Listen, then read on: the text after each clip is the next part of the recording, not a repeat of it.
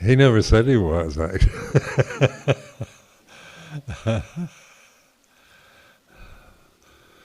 Well, these words like that, word enlightened is,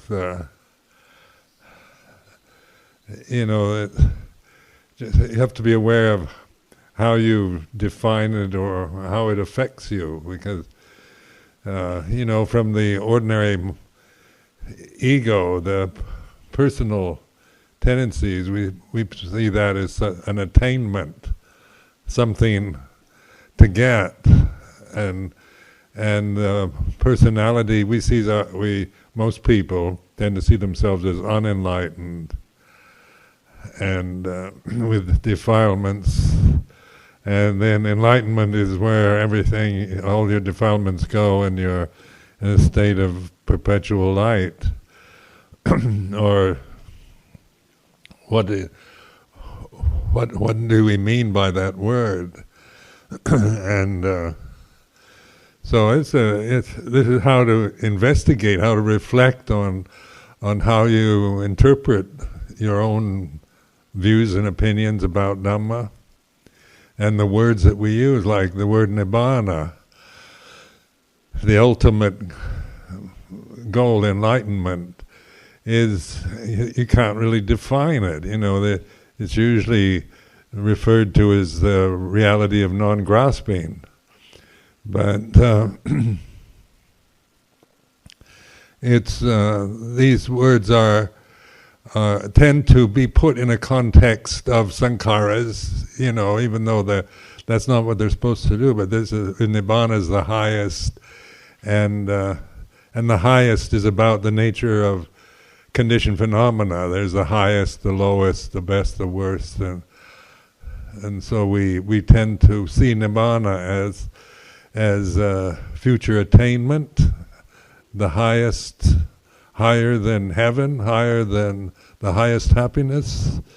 And this is a limitation of language, because language itself is about discrimination. It's about the differences between things, and it's about sankharas, about conditioned phenomena all the time.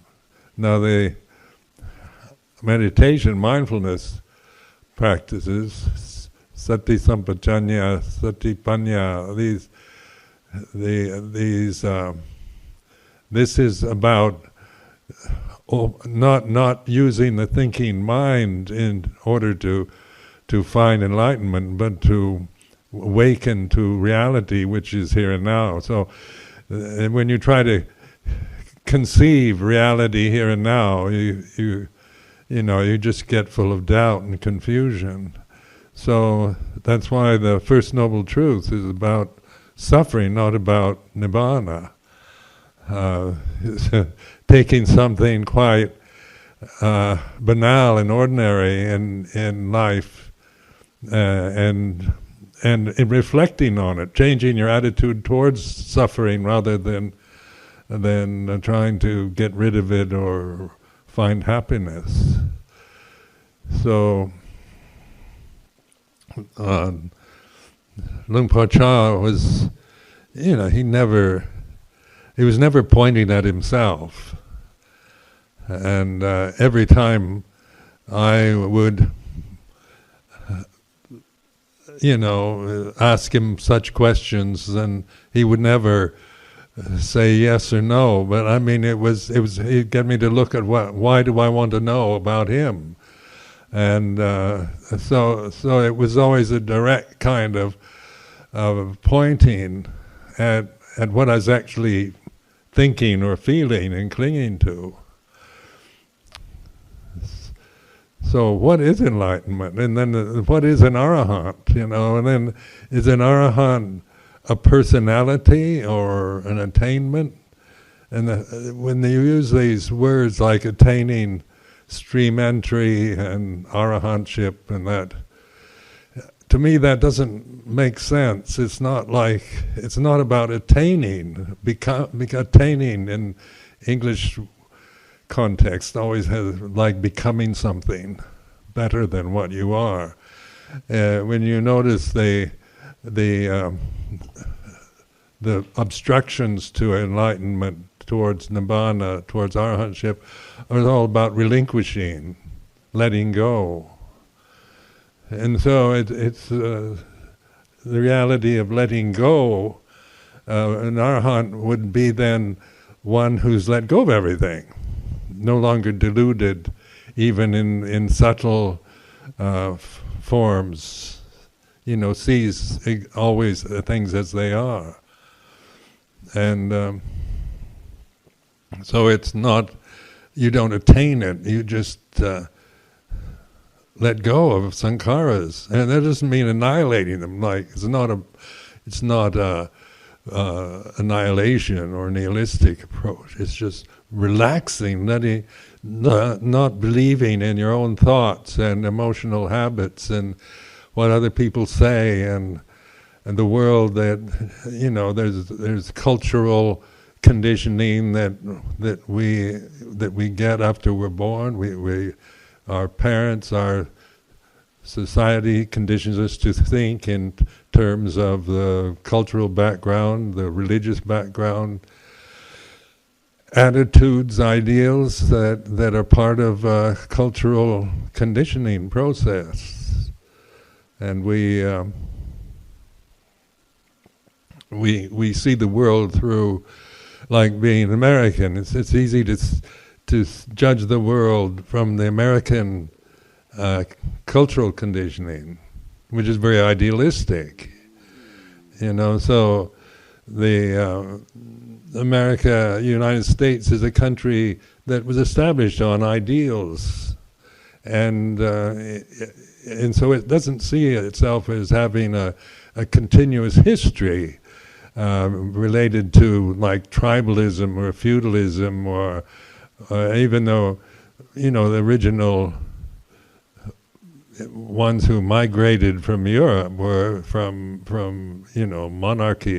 monarchical systems, and but we Americans, at least in my experience, we don't think of ourselves as that's a part of our cultural background.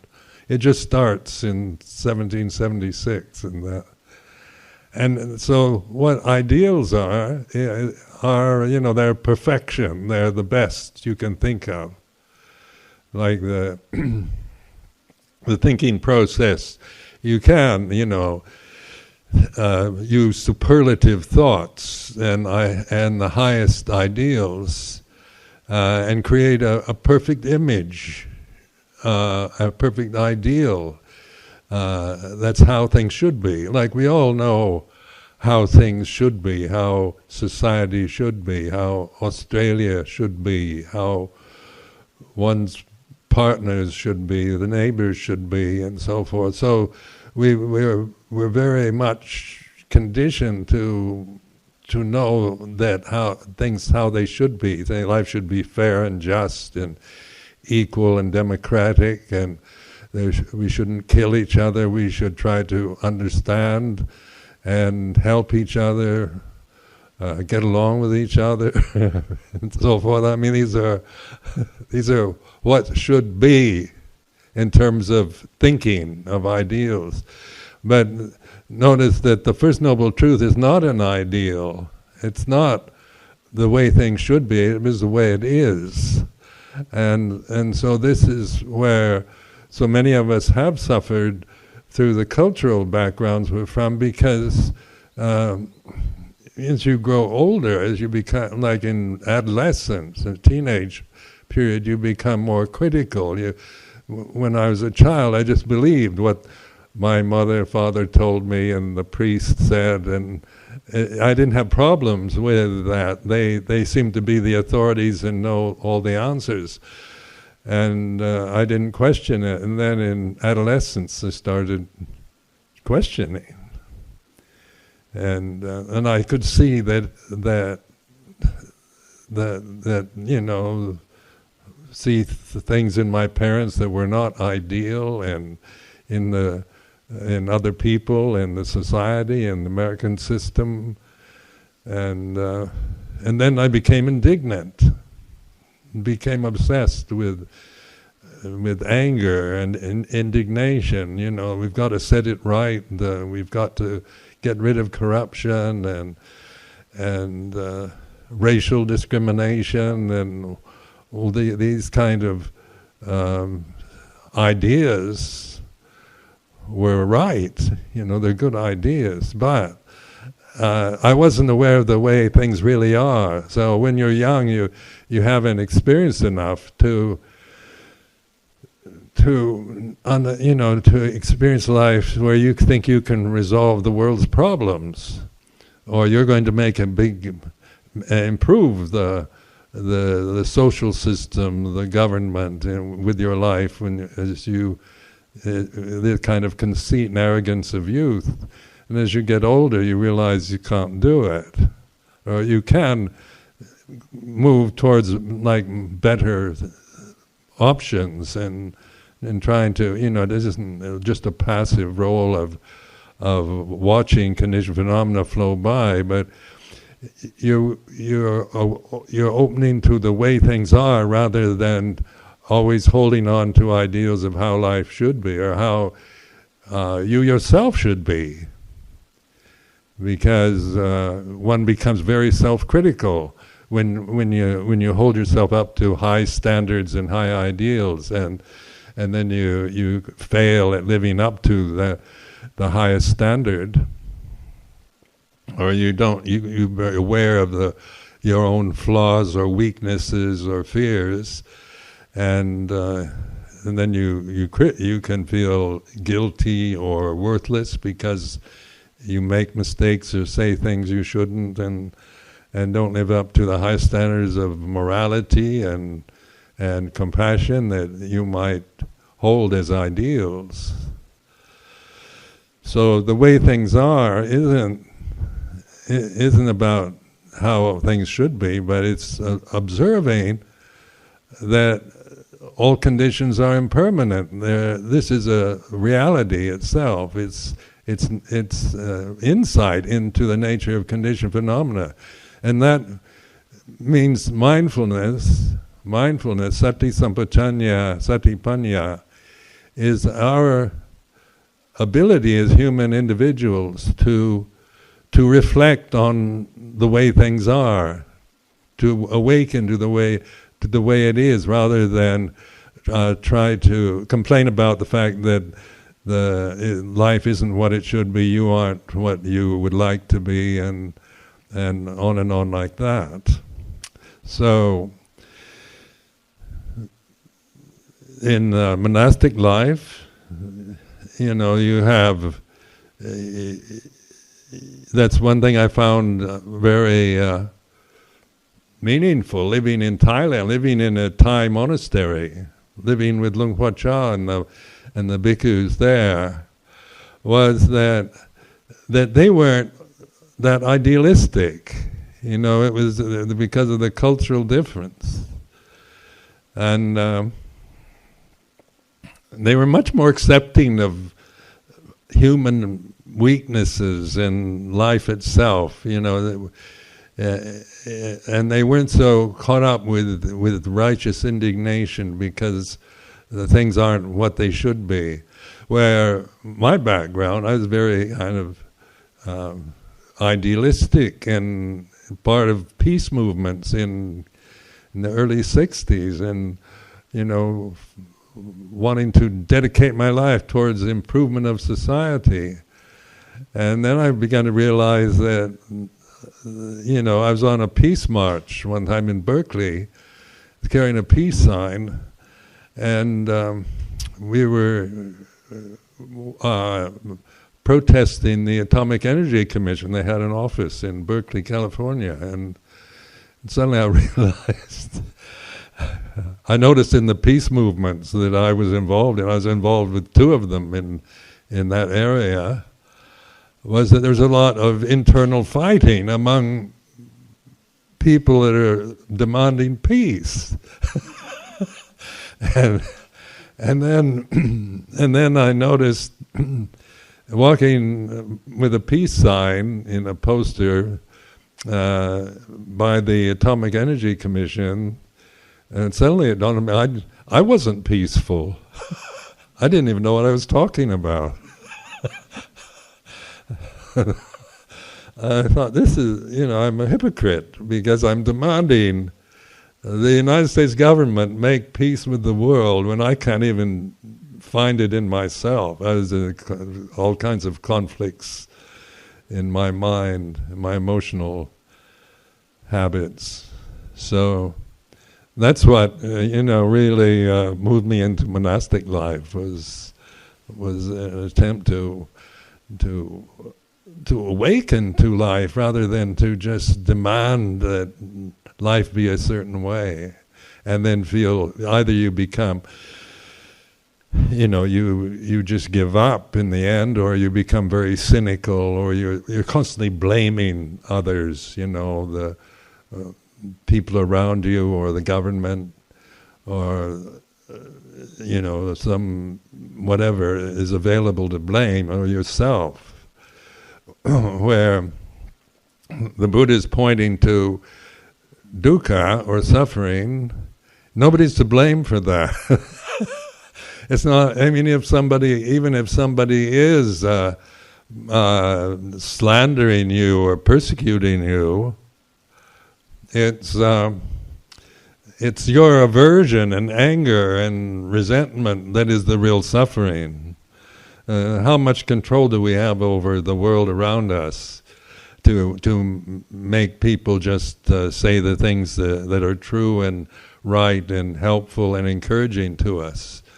But we can understand through wisdom the nature of conditioned phenomena. Then our relationship isn't dependent upon success or being understood by others, or we aren't demanding that anymore from the world around us.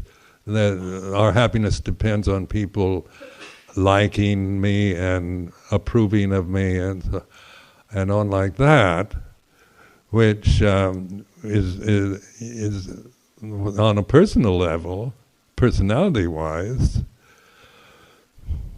My personality depends, to make me feel good as a person, I need to be approved of. But in terms of Dhamma, in terms of reality, disapproval or approval, praise or blame, success or failure, are conditioned phenomena, and your refuge in Buddha Dhamma Sangha is refuge in mindfulness and wisdom rather than in personal habits, emotional habits, or your ego, or your identity with your physical body.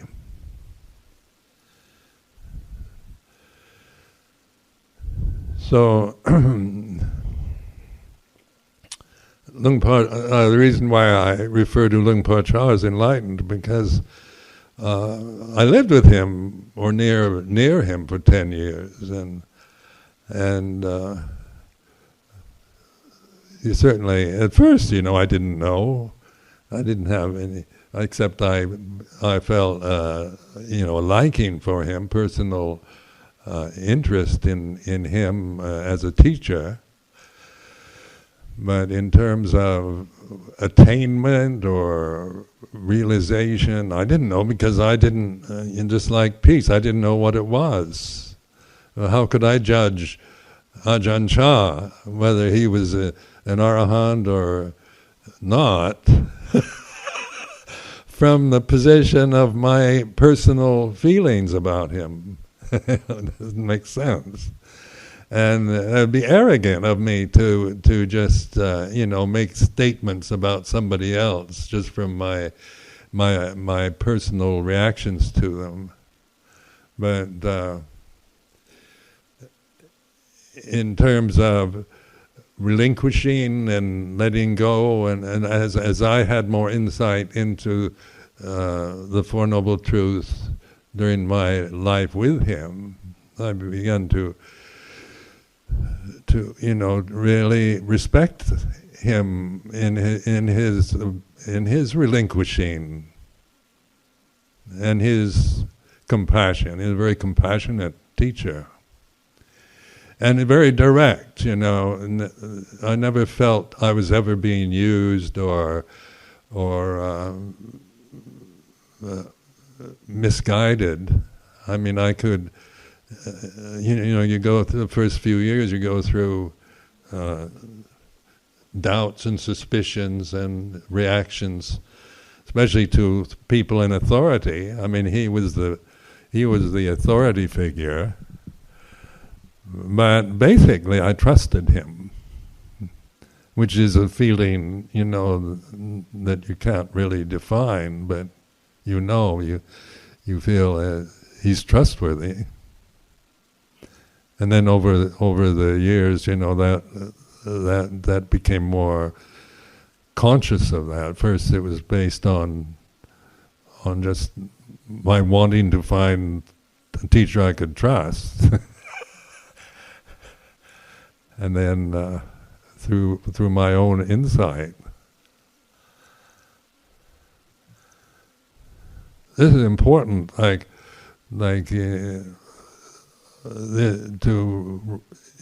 not an attack on idealism that I'm talking about. It's not. Ideals are beautiful. They're like guiding stars high in the sky. You know, they're perfect, and but they don't feel anything. They have no.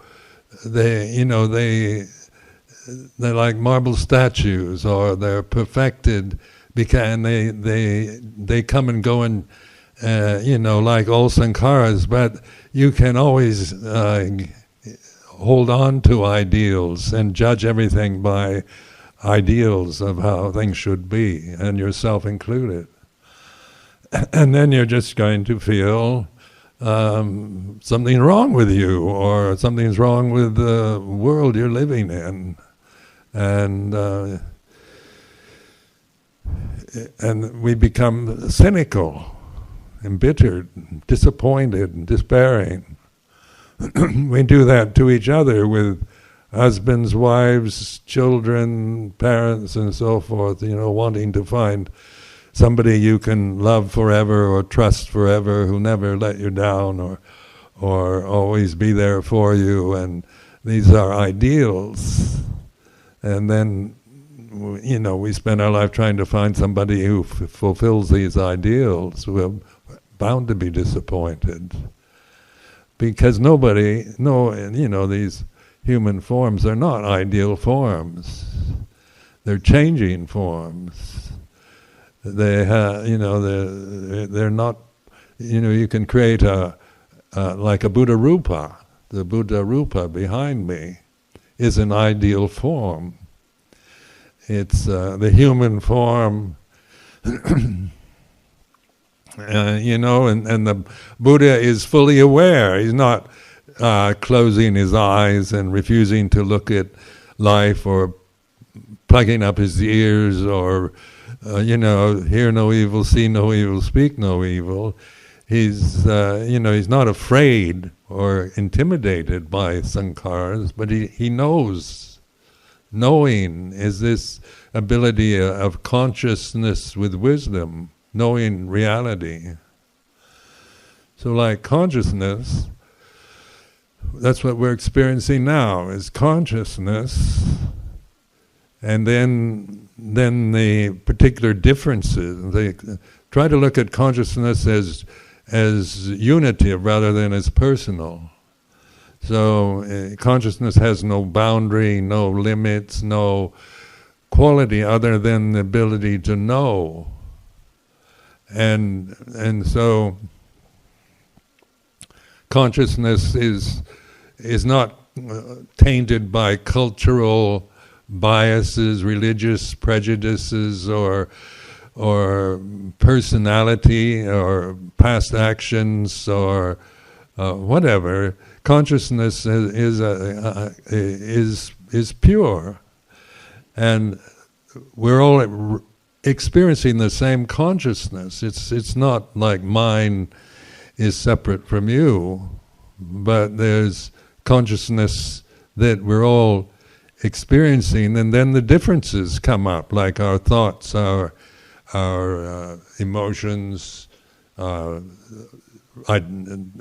physical forms and so forth are what separate us. So we see each other through the eyes. I'm sitting here, you're sitting there. We're two separate bodies, and then what you're thinking right now isn't going to be exactly what I'm thinking, or what you remember. On the level of sankharas, there are all differences.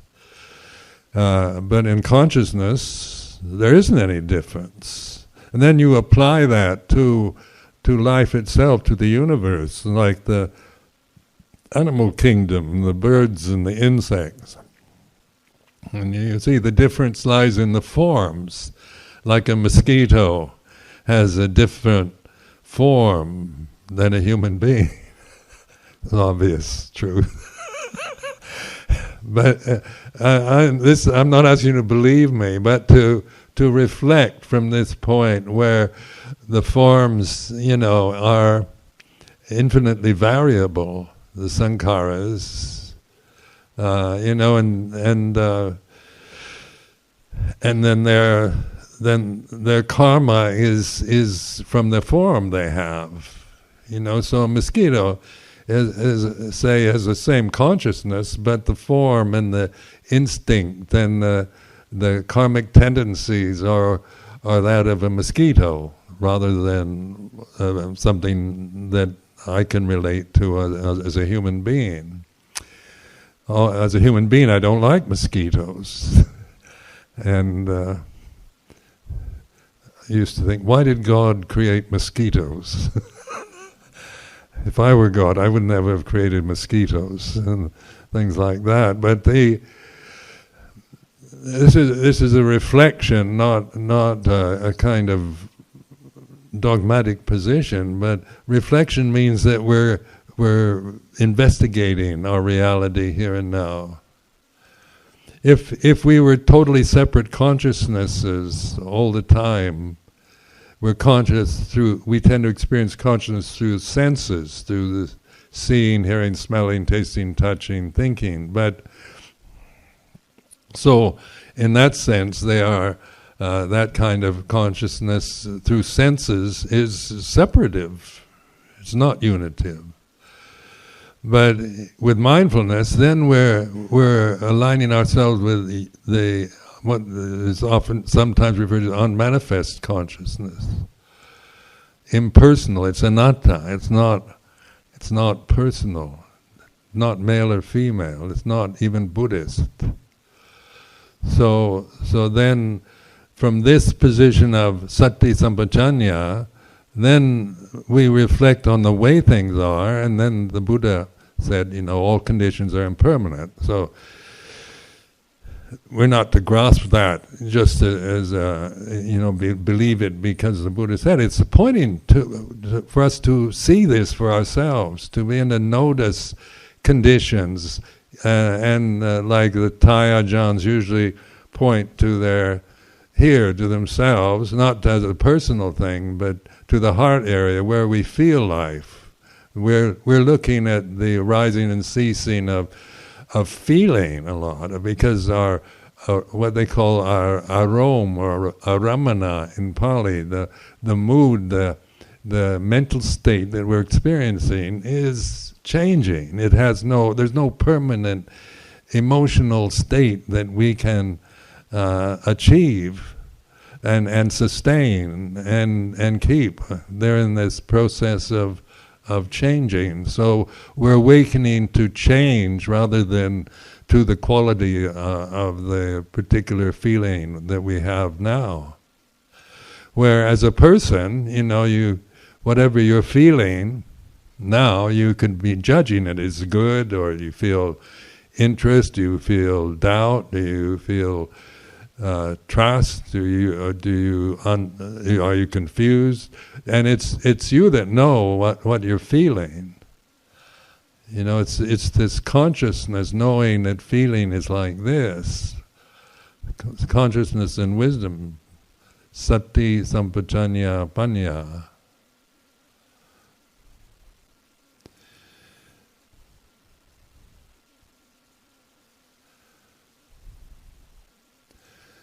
it's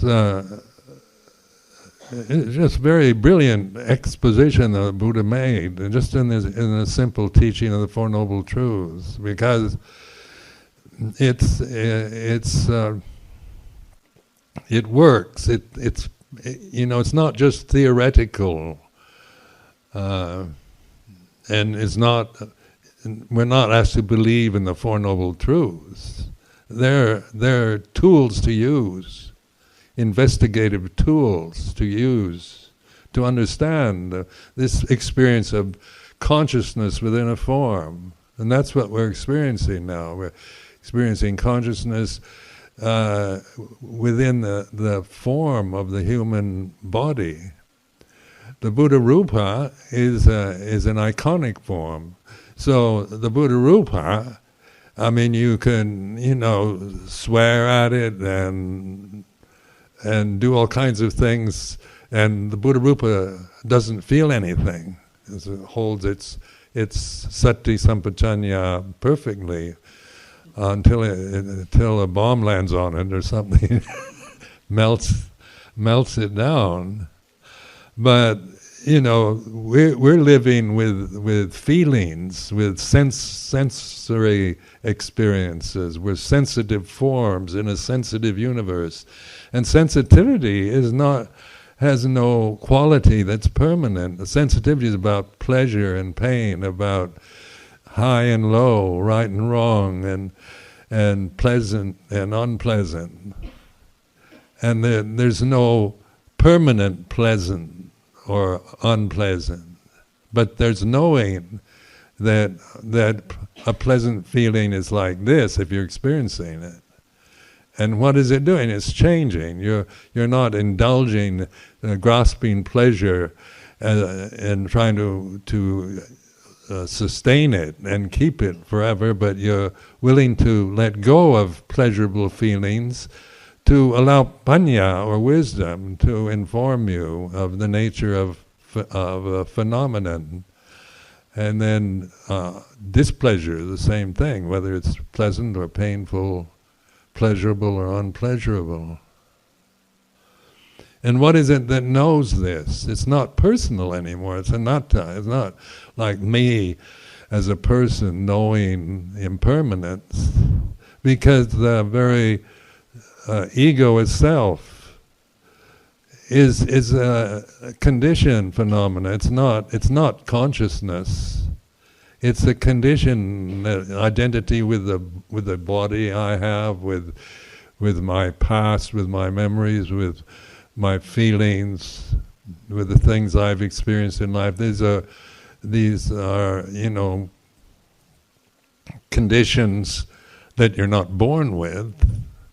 They're not permanent. They change. And we identify with memories, with emotional habits, with fear, with greed, with anger, jealousy. And we believe that anger is mine, or fear, jealousy is my problem. And this is thinking again. You have to think to become a person, become a separate person. And I've done a lot of experimentation on this, because like the first fetter, there are 10 fetters that are obstacles to enlightenment, to seeing the first 3 are the obstructions to seeing the path, stream entry. You can't know stream entry as long as these 3 fetters are your modus operandi, as long as you're operating from these 3 fetters. And the first 3 fetters are created by human beings. They're not they're not natural fetters. They're like the human body is a natural phenomenon, and consciousness is natural. But then our identity with the body, this is my body, the language I think, the pronoun I, and then the first fetter is sakyaditi, which is the personality view, or the ego. this sense of total commitment and belief that I am this physical form, this person here. And to become a person, I have to think. I have to believe that and think that I am Ajahn Sumedho all the time. That's a title. That's a name. So, but when you begin to not think, you're no longer seeking to identify yourself or define yourself with words or concepts. When there's sati sampajanya, there's no, Ajahn Sumedho is not present. That comes up under other conditions when somebody addresses me or whatever. Then you become that. But the knowing, the discerning ability to discern that the ego is a human-made condition. You're not born with an ego, with a sense of that you are the body, that you are a boy or girl or Thai or Australian. This information you get later from your mother, from your father, from your society. So the Sakya Ditti is an artifice made by human beings, and then to witness this, to know the thinking not to despise it or to reject it, but not to be caught in the momentum of thinking habits. Like the ego is very much a thinking habit, and how you see and define yourself. There's so much emphasis now in modern psychology and Western science and Western culture to you must define yourself, you must describe yourself, you must know what you really are as an individual, and there's so much emphasis on individuality and separateness, and finding where do you belong in this society, where do you fit into this group or these social norms and political views. People are fighting wars over views about God and morality and things like that, willing to kill each other about views about morality. So where does this come from? From ignorance, isn't it? It's not understanding things as they are. It's a blind grasping of ideas, of attitudes, of social biases, cultural biases, personal limitations. So then Sakya Ditti is the first variant. This is the big obstruction. So if we're practicing meditation with Sakya Ditti, then you don't get very far because you just go around in circles, because you're seeing yourself in terms of someone who's got to get something you don't have by getting rid of things that you have that you shouldn't have or you don't want, obstructions. But we're not, in this reflection on Sakya Ditti, we're not trying to destroy the ego, annihilate it. It's not that you ever get rid of your ego and you become just a bland, equanimous blank through mindfulness. It's just that you see through the ego. You know it in terms of the way it is, as anicca, dukkha, anatta, as impermanent and unsatisfactory in itself. The ego is never going to be a satisfying condition to grasp. And anatta, we're not limited, bound into the forms that we create in our minds, in our identity with our bodies. Then the second fetter is Silabbata Paramasa, which is quite a mouthful actually. It means like cultural conventions, cultural conditioning, social conditioning, like a lot of what we think and feel is biased according to the ethnic messages we get, the religion, the social status we hold in the family or in the society, cultural attitudes that we acquire just through being born and growing up in Australia. We are going to acquire those kind of cultural assumptions, biases, attitudes that are part of Australian cultural conditioning. But these are created by human beings. You're not born as an Australian, even though you might think that. It's not.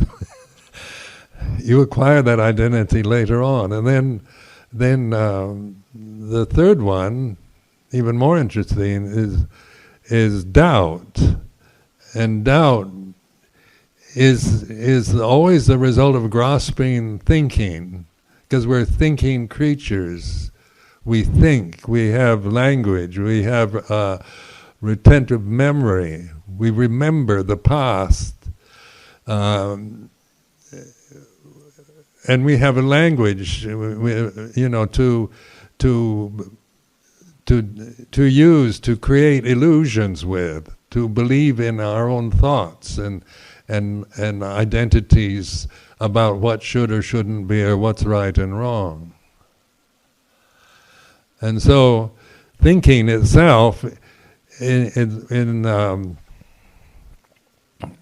the Buddhist path, the Eightfold Path, is samma ditti samagamanto. It's the right view, right attitude, not through cultural biases anymore, or through personal preferences, but through understanding the Noble Truths.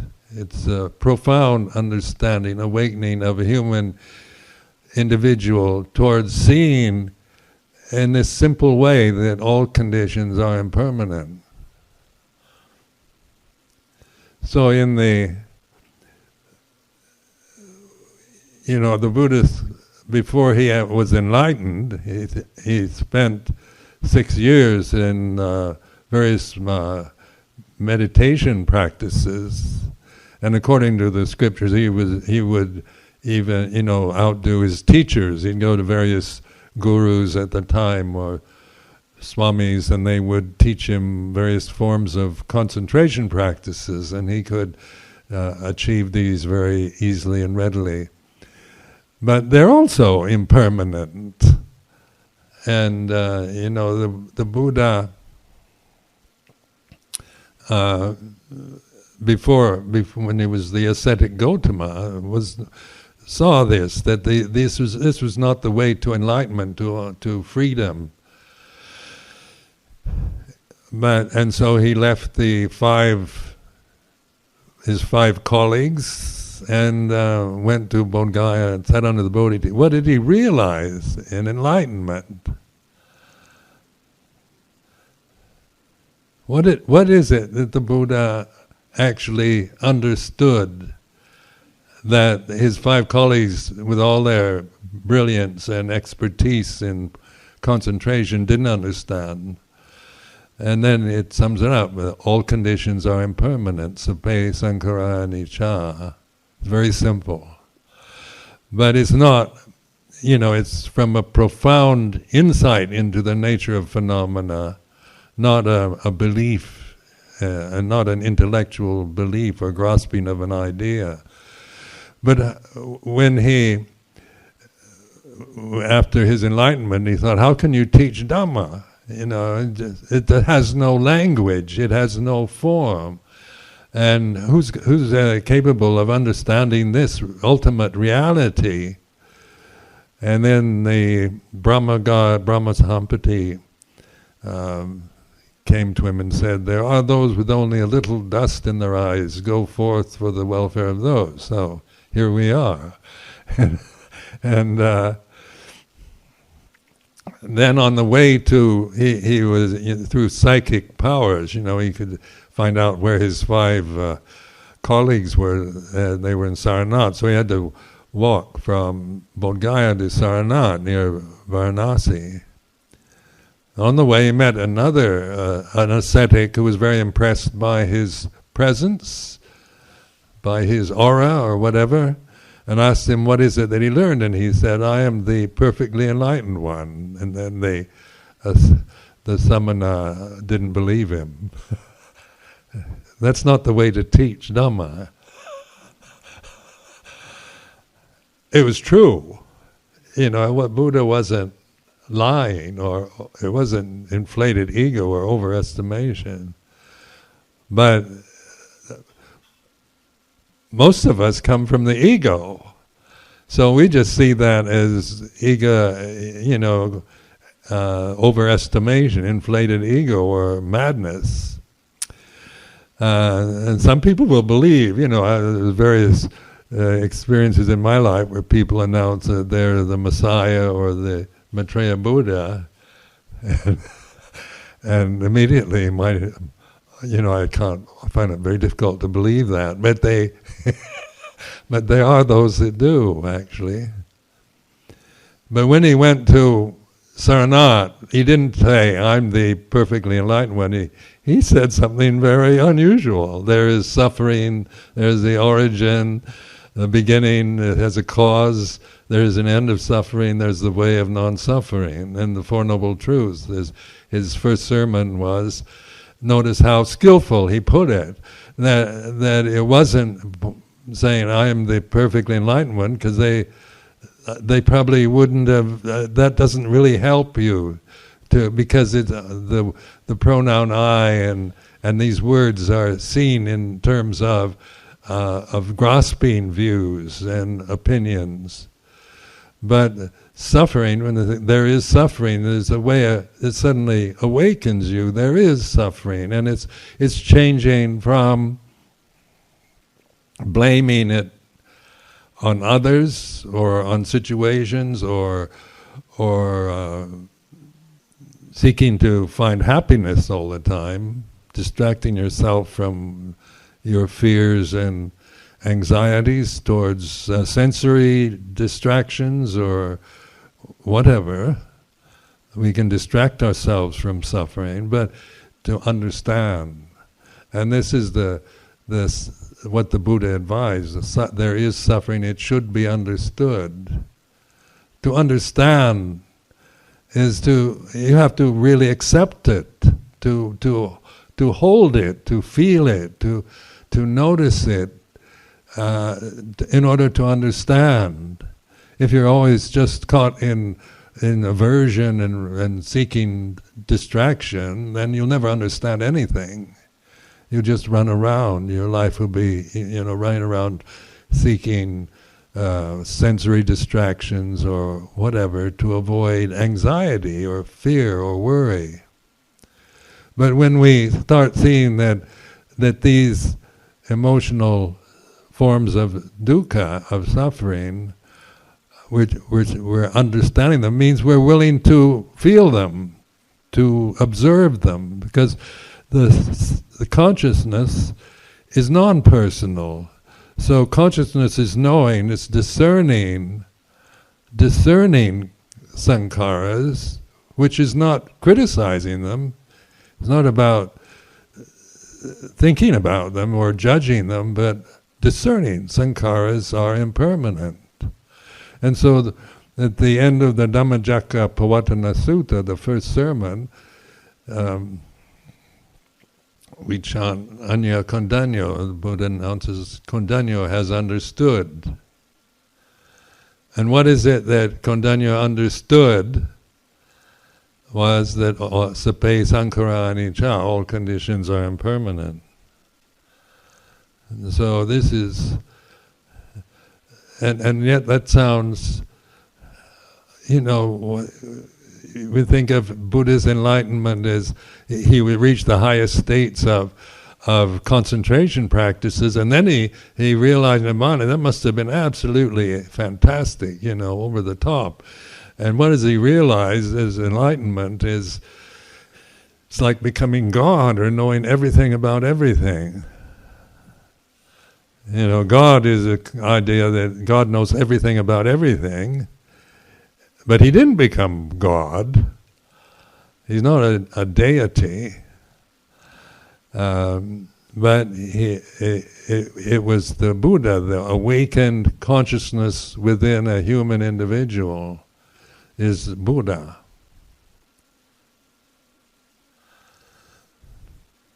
So I'll stop here and hope it encourages you all to practice.